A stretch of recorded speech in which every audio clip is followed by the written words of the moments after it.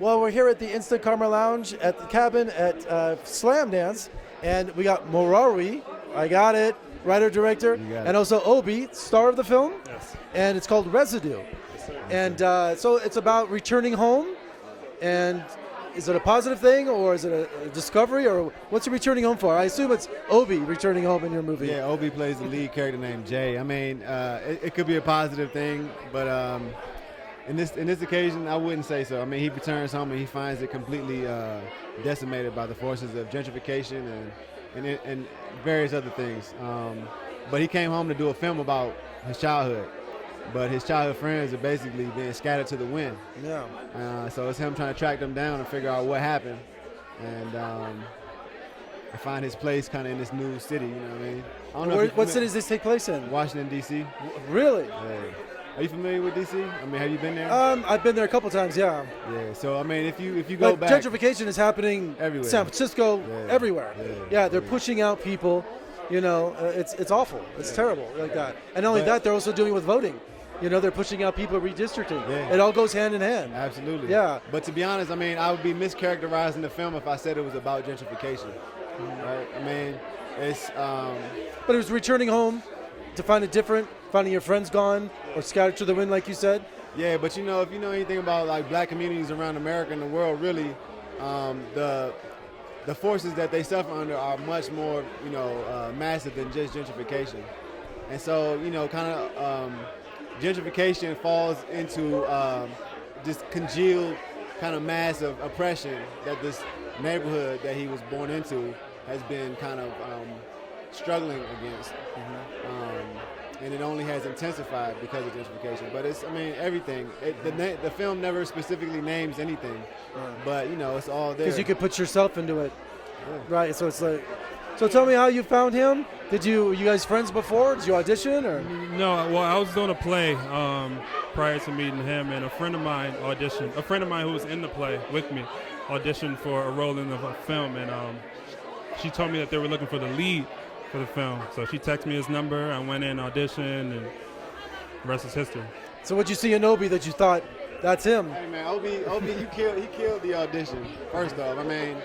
I had people doing like a simple scene, you know, just like throw them into you know, just kind of a thing and just have them act out. And I had them acting, you know, in like a car window as if it was like a bathroom mirror. Right. Just kind of playing out something. Very unusual. Yeah. But he brought something cool, you know, but he's also from the city. It was important for, you know, the character to be authentic to the city. Absolutely. But the biggest thing was because it was such a runaway production and we didn't have many resources or time, that his schedule lined up with the shooting. We needed somebody who could give us 2 weeks. Right. And we were working with non-actors mostly. Right. But he was, you know, he wants to design his life around acting and around, you know, film. So you implicated guerrilla filmmaking is what you're saying. Oh, absolutely. So it's like, get that shot, you know, it's like, you know, just fly by your seat filmmaking, which was most artists do. They're getting their vision done. So tell me about an example of that. Like maybe you didn't have a permit, or maybe you wanted a, you know, Alfred Hitchcock is a famous example. He wanted Cary Grant walking into the UN building for North by Northwest. Couldn't get permit, couldn't get it done. He had a van with a camera and said, Cary, just walk in there. Totally illegal, you know? So do you have an example of something like that? I mean, absolutely. Like, you know, lots of them, I bet. Yeah, tons of them. I mean, an easy one is just the fact that, like, there's many scenes with, like, police officers and police cars and things like that. And there's a scene with, like, a drive-by shooting. And it's not that type of, you know, kind of gangster drug film, but there's a scene in there where there's a drive-by shooting. But all those things are things that we wouldn't have been able to afford. We couldn't afford. And so we just, you know. There was something going on, you just stand over there and just like. Nah, we just solved it with sound, you know, because I studied sound, you know, kind of in school. And so we were able to just film it in a way that, you know, it plays just, you know, audibly. You know, we never see the police officer, but their presence is there. Yeah. Pretty strong, you know, and same with the drive-by. And tell me about finally making it to Slamdance, your journey here. Has the movie been shown to an audience yet? Have you seen it with an audience? Yeah, we had our world premiere last night. No kidding. Yeah, it was cool. That's got to be the greatest feeling for a filmmaker. Yeah. So what was the response? Tell me about that. The response was great. We actually had a screening back home of the film, and we got a response from the DC audience, and that was so much love that came from their building.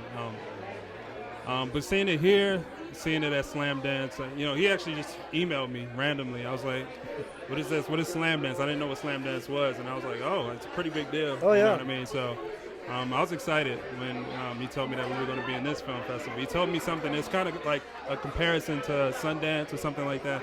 I was like, great. It's exciting. And Yeah. after I told him screen, it's the evil twin of Sundance that walks with a limp. You Bastard know what I mean? stepchild, I call it. Yeah, but lots more swag. yeah. And so after screening it and seeing the audience reaction, are you going to go tweak something, or is that your vision? You're just like, Oh man, it's done. It's done? There's some things that we have to do to polish it, but awesome. it's done. Yeah. Well, congratulations. Thank you. And thanks for talking to me. Thanks, Merawi, right? Thanks, Obi. Enjoy the festival. Thank you.